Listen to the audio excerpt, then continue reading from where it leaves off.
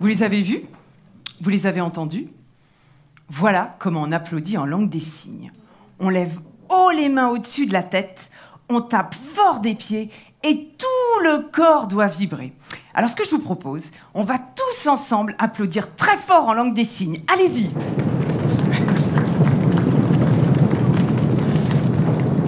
Vous êtes impressionnants, vraiment. Donc, tout à l'heure, quand je suis arrivée, je me suis présentée en langue des signes. Mais je me suis rapidement rendu compte qu'il y avait juste un petit groupe là-bas qui me comprenait. Mais pas vous. Alors bon, pour plus de compréhension, je crois que je vais poursuivre à l'oral. Il y a très longtemps, lorsque j'ai commencé à apprendre la langue des signes, j'ai tout de suite adoré cette langue. Et j'ai plongé avec bonheur dans le monde des sourds. Et j'étais tellement heureuse et fière de ma découverte que je voulais la partager autour de moi. Et très régulièrement, on me posait la même question. Mais pourquoi tu apprends la langue des signes? Est-ce que tu as un parent sourd? Tu as un ami sourd? Je sais, tu as un amoureux sourd. Quelle question intrigante. Non, je n'ai pas de parents sourds. Non, je n'avais pas d'amis sourds. Et non, je n'avais pas d'amoureux sourd. Je voulais simplement apprendre la langue des signes comme n'importe quelle autre langue. Faut-il avoir de la famille en Espagne pour apprendre l'espagnol? Alors pourquoi, lorsqu'il s'agit de la langue des signes, faut-il se justifier? Je ne suis pas sourde. Je ne suis pas malentendante. Et pourtant, j'ai appris la langue des signes et je trouve cette langue captivante et épanouissante. La langue des signes est iconique, gestuelle, sensorielle, spatiale, non orale. Tous ces termes semblent complètement abstraits pour une personne qui ne connaît pas la langue des signes. Pour parler, on se sert de mots que l'on place les uns derrière les autres. C'est une suite linéaire. Pour signer, on se sert des signes, du corps, du visage, du mouvement, de l'expression. C'est un ensemble en 3 dimensions. Prenons un exemple. À l'oral, nous dirions « L'homme est derrière la porte ». L'élément central de la phrase, c'est l'homme. Eh bien, en langue des signes, c'est tout l'inverse. Nous signerons d'abord la porte et nous placerons l'homme derrière. Parce que visuellement, nous voyons d'abord la porte. C'est logique et simple. Et c'est peut-être ce qu'il y a de piégeant dans la langue des signes. Au début, lorsqu'on commence à apprendre la langue des signes, on est presque un peu euphorique parce qu'on arrive assez facilement à avoir quelques rudiments de langue des signes. On peut dire bonjour, ça va, merci, on épelle fièrement son prénom dans la dactylologie de l'alphabet de la langue des signes. Mais rapidement, ça se complique. L'espace linguistique devant soi est infini et offre des milliers de possibilités qui donnent le vertige. La langue des signes est d'une richesse insoupçonnable. Prenons l'exemple de la conjugaison. Pour conjuguer, j'ai besoin de mon épaule. Le passé, le présent, le futur. Au mouvement, je vais associer le regard. Le regard est essentiel en langue des signes. Le regard lie, dirige, anime. Donc quand je vais évoquer le passé, mon regard va suivre mon épaule vers le passé. Et plus je vais évoquer un passé lointain, plus mon regard va aller loin derrière. Et inversement, lorsque je vais évoquer le futur, mon épaule va aller vers devant, mais tout mon corps va aller vers le devant. Et plus je vais évoquer un futur lointain, plus mon regard va aller loin. Il y a un sentiment d'authenticité dans la langue des signes. On se connecte à l'autre par le regard. Et c'est cette promiscuité qui rend la langue des signes unique, sans égal avec aucune autre langue.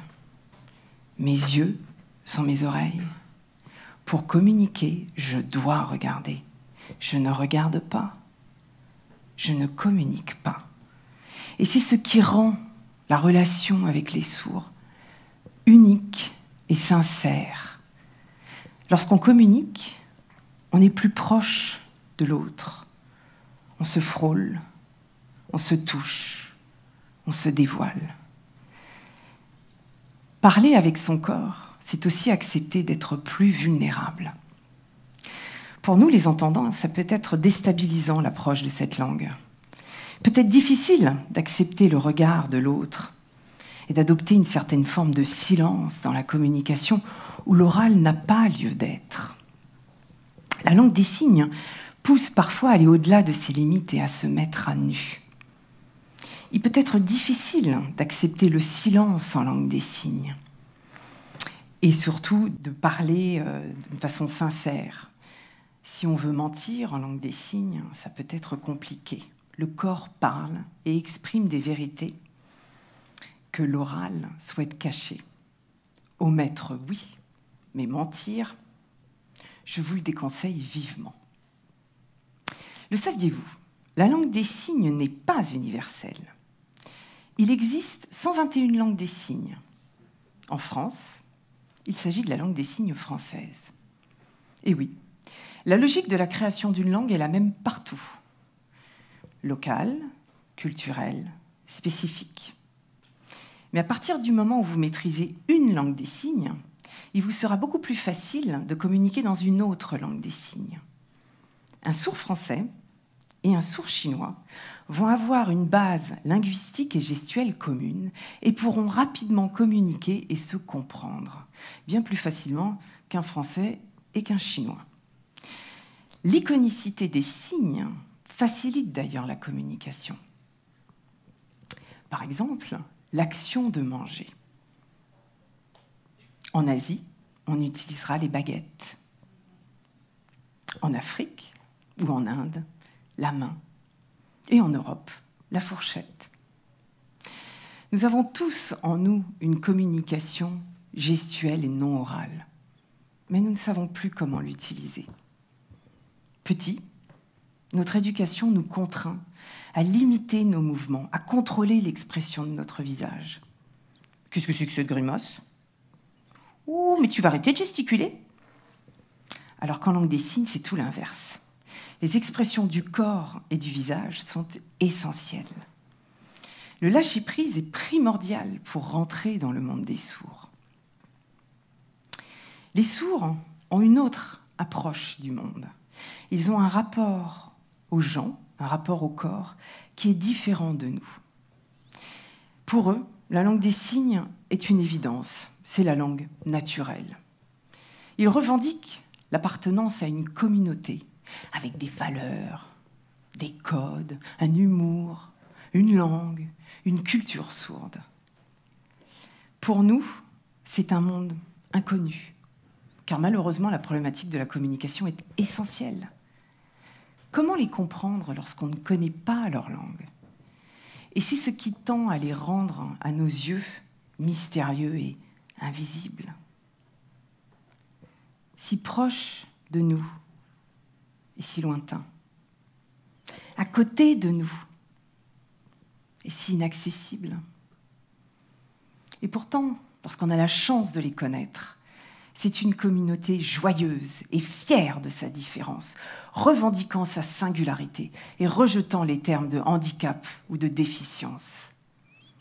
Ce postulat interpelle le corps médical.